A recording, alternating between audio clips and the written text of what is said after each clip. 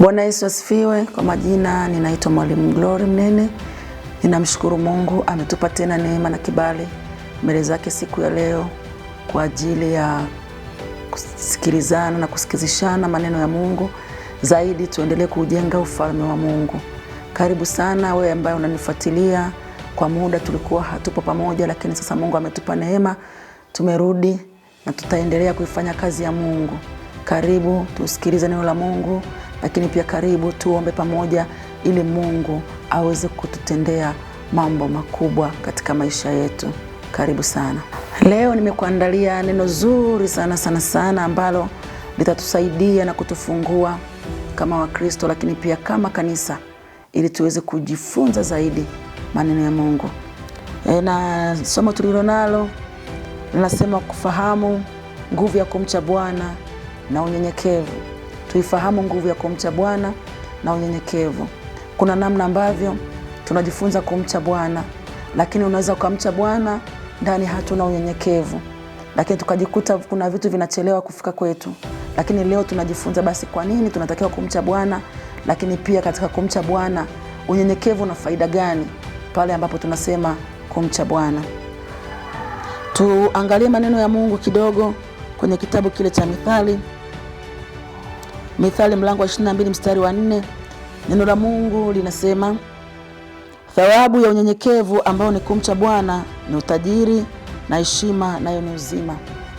Thawabu ya unyenyekevu ambayo ni kumcha Bwana ni utajiri na heshima. Kumbe tunaona basi tunapomcha Bwana kuna takiwa unyenyekevu, lakini pia iko heshima, lakini pia iko thawabu, lakini pia kuna uzima. Mtu anayemcha Bwana alafu ana unyenyekevu, uzima unakaa ndani yake. Na mtu yote ambaye hamchi Bwana na ndani yake hakuna unyenyekevu, hawezi kuupata uzima. Na ndio maana tunaona kwa matokeo ya nje, kuna watu ambao ni kweli wameokoka, ni kweli wanamtafuta Mungu, lakini uzima haupo. Uzima unamaanisha nini? Unaanzia ndani.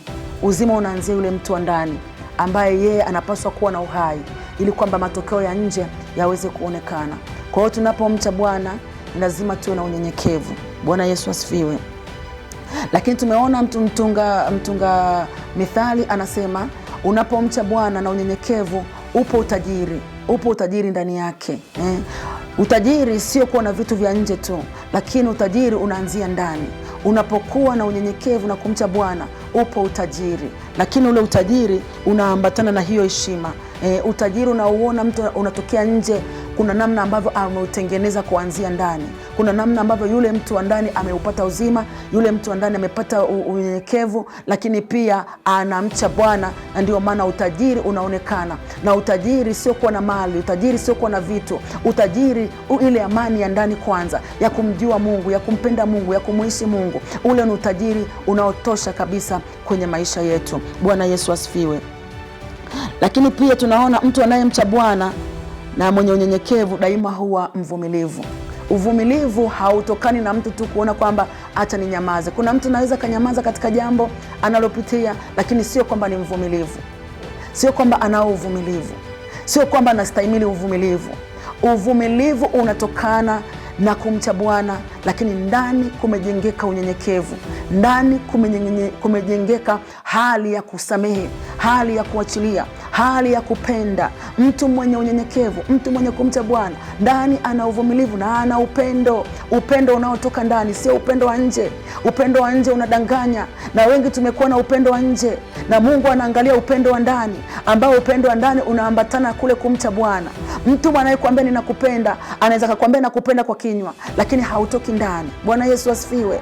Lakini leo tunapaswa kujua kwamba tukimcha Bwana, tukiambatanisha na unyenyekevu, lazima tuwe na upendo, lazima tuwe na uvumilivu. Kuna mambo ambayo watu tunayapitia, watu wanayapitia mengi, wengine wanapitia kwenye changamoto ya magonjwa, lakini uvumilivu ambao unakuwa ndani yao unatokana na kule kumcha Bwana, unatokana na kule kuwa na unyenyekevu, unatokana na kule kujua kwamba katika hili najua kwamba kuna wakati nitavuka, kuna wakati nitashinda, kuna wakati nitatoka, kwa kuwa yeye aliyekufa msalabani alitupa kushinda, na mimi nitashinda, na mimi nitavuka. kuvuka. Ule ndio unyenyekevu ambao Mungu anauangalia ndani, na huo uvumilivu ulioko ndani ya huo unyenyekevu unamsaidia yule mtu kuwa na utajiri ambao utajiri unaanzia ndani. Bwana Yesu asifiwe. Tuangalie neno la Mungu kwenye kitabu kile cha Sefania mlango wa 2 mstari ule wa 3. Tuangalie tena mfano mwingine pale.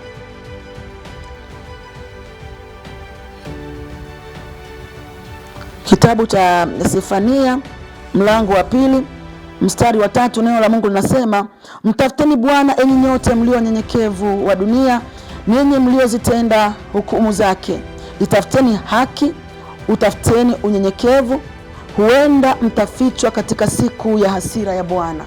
Kumbe tunapokuwa na unyenyekevu na kumcha Bwana, kuna wakati ghadhabu ya Mungu inaweza ikapita, lakini tukafichwa, lakini tukatetewa, tukapiganiwa katika hilo. Unajikuta unapita katika mazingira fulani ambayo ni magumu, lakini katika kumcha Bwana Mungu anakusaidia, Mungu anakuvusha, Mungu anakutetea katika hilo. Unajikuta umevuka, haujui umevuka kwa sababu gani? Ni kwa sababu tu ndani ya moyo wako unamcha Bwana, ndani ya moyo wako una unyenyekevu, ndani ya moyo wako unajua siri, ndani ya moyo wako unatambua ni kwa nini napita hapa. Kwa hiyo anasema, mtafuteni Bwana ninyi nyote mlio wanyenyekevu wa dunia, ninyi mliozitenda hukumu zake. Itafuteni haki, itafuteni haki. Mtu anayemcha Bwana anaitafuta haki, sio mtu wa kuonea, sio mtu wa kusimanga, sio mtu wa kunena maneno yasiyofaa, sio mtu wa kukaa na vibarazani na kutamka maneno yasiyofaa. Hapana, mtu anayemtafuta Bwana mwenye unyenyekevu wa moyo daima anatenda haki, daima anaitafuta haki. Wakati mwingine hata kunyamaza tu katika jambo, ile ni haki. Ule ni unyenyekevu na kumcha Bwana. Sio kila jambo ni la kunena, sio kila jambo ni la kutamka, sio kila jambo ni la kupiga kelele. Wakati mwingine ule unyenyekevu na ule kumcha Bwana kunampa mtu kuwa na kunyamaza, kunampa mtu kuwa na utulivu. Ndio uvumilivu ambao Mungu anauangalia ndani, na ndio upendo ambao Mungu anauangalia ndani. Baada ya kuwa na ule uvumilivu, ndipo mtu anasimama kwenye haki na kuisemea haki na kuitoa haki juu ya jambo fulani ambalo limekuwa kwenye maisha yake. Bwana Yesu asifiwe. Tuangalie tena kwenye kitabu cha Wafilipi 2:3-5. Wafilipi 2:3-5 anasema, msitende neno lolote kwa kushindana wala kwa majivuno, bali kwa unyenyekevu kila mtu na amhesabu mwenzie kuwa bora kuliko nafsi yake. Kila mtu asiangalie mambo yake mwenyewe, bali kila mtu aangalie mambo ya wengine. Iweni na nia hiyo hiyo ndani yenu, ambayo ilikuwamo pia ndani ya Kristo Yesu. Bwana Yesu asifiwe. Tunaambiwa kwamba tusitende neno lolote kwa kushindana. Huu ndio ule uvumilivu ambao tumesema mtu mwenye kumcha Bwana na mwenye unyenyekevu ni lazima awe na uvumilivu. Unapokuwa na uvumilivu, anasema msitende neno lolote kwa kushindana wala kwa majivuno, bali kwa unyenyekevu kila mtu na amhesabu mwenzake kuwa bora kuliko nafsi yake. Bwana Yesu asifiwe. Dunia tulionayo sasa, hakuna anayeweza kumhesabu mwenzie kuwa bora. Dunia tulionayo sasa, hata watoto wetu tunawaona sio bora kuliko sisi. Dunia tulionayo sasa, kuna wakati tunaona hata waume zetu sio bora, hata wake zetu sio bora. Tunajipenda wenyewe, tunajitenga wenyewe, na ndio kitu ambacho Mungu anasema ya kwamba tusitende neno lolote kwa kushindana. Maanake unapokuwa na mashindano, ndani hakuna unyenyekevu. Tunapokuwa na mashindano, ndani hakuna kumcha Bwana. Tunapokuwa na mashindano, ndani hakuna kutenda haki. Tunapokuwa na mashindano, ndani hatuwezi kufanya neno lolote la kumpendeza Mungu. Na ndio maana mtumishi wa Mungu Paulo kwa Wafilipi anasema kila mtu asiangalie mambo yake. Tunapaswa tusiangalie mambo yetu. Kanisa la leo, dunia ya leo, tumekuwa tukiangalia mambo yetu wenyewe, hatuangalii mambo ya watu wengine. Asubuhi ya leo au mchana wa leo, mtu wa Mungu ambaye utanifuatilia, tumekuja kwa mfumo huu kwamba tunapaswa kumtazama Mungu, tunapaswa kumcha Mungu. Kumcha Mungu ni pamoja na kumpenda, kumcha Mungu ni pamoja na kunyenyekea. Tuwe wanyenyekevu. Mtu yoyote mwenye unyenyekevu lazima awe na kibali. Tunaona mtu ana kibali, kila anapokwenda anapendwa. Ni kwa nini? Ndani yake kuna namna ambavyo Mungu ameweka roho ya unyenyekevu, roho ya kumcha yeye, roho ya kutenda haki. Anapata kibali mahali popote anapokwenda, anapata kibali. Tukiangalia maandiko kwenye kitabu kile cha Kutoka, tunaona jinsi ambavyo Mungu alikuwa akisema na Kaini, akimwambia, je, ukitenda vyema hutapata kibali?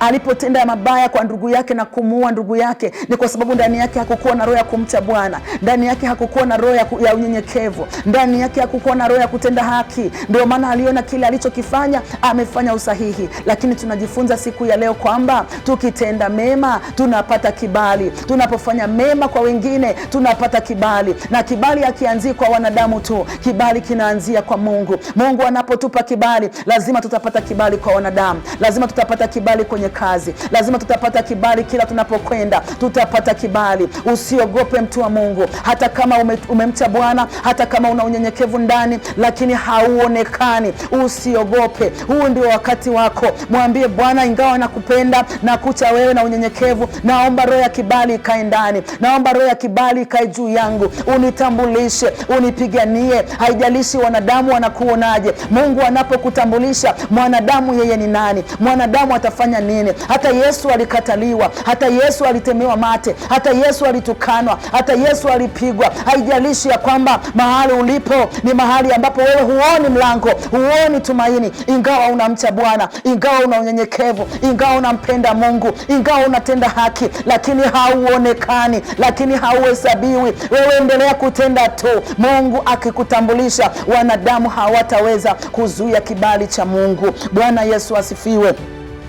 Bwana Yesu asifiwe sana. Basi mchana wa leo tujifunze kuwa na unyenyekevu na kumcha Bwana. Roho ya kumcha Bwana na unyenyekevu inamtambulisha mtu kwenye kazi zake. Kila mahali anapokwenda, Mungu lazima atakwenda pamoja naye. Mungu lazima atamheshimisha. Mungu lazima atampigania. Mungu lazima atamuinua. Mungu lazima atampandisha na kumketisha na wakuu. Bwana Yesu asifiwe. Ili tuweze kupandishwa na wakuu, ili uweze kupewa kibali ukiwa shuleni, ili uweze kupata kibali ukiwa kazini, ili uweze kupata kibali ukiwa kwenye mazingira ya nyumbani kwako, tumuombe Bwana atupe roho ya unyenyekevu. Lakini tusiogope katika mazingira ambayo tunakutana nayo ya vita, ya changamoto, ya mambo mengine hayaendi. Tusiogope.